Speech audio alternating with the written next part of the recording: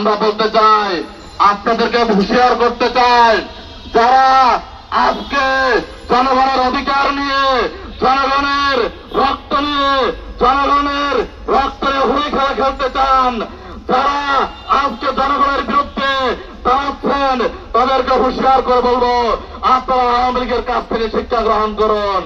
গত 17 বছর আওয়ামী লীগ যে জুলুম করেছে, যে নির্যাতন করেছে, চাঁদাবাজি থেকে শুরু করে, লুটপাট থেকে শুরু করে, দখল বাণিজ্য থেকে শুরু করে যে অপকর্ম করেছে, আজকে আওয়ামী লীগের মতো এই ফ্যাসিস্ট 17 বছর যারা মানুষকে জিম্মি করে রেখেছিল, মানুষের কণ্ঠরোধ করে রেখেছিল, তারা কি বাংলাদেশে তাদের ঠাঁই হয়েছে?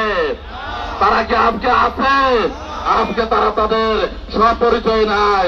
তারা আজকে বাংলাদেশ থেকে পালিয়ে গিয়ে ওই তারাবাড়ি, ওই দিল্লিতে আশ্রয় নিতে বাধ্য হয়েছে।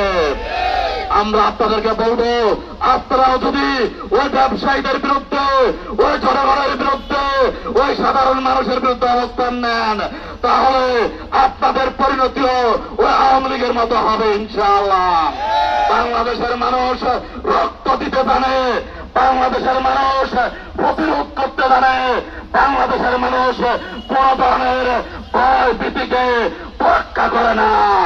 এই জুলাই মাস হচ্ছে ওই চেতনার মাস, এই জুলাই মাস হচ্ছে ফেসিবাদের বিরুদ্ধে রক্ত দেওয়ার মাস, এই জুলাই মাস হচ্ছে অন্যায়ের বিরুদ্ধে ওই কিভাবে বুকের তাজা রক্ত ঢেলে দিতে হয়, আবু সাইদের মতো, ওই মুক্তের মতো কিভাবে জীবন দিতে হয়, সেটি আমাদেরকে শিখিয়ে দিয়েছে।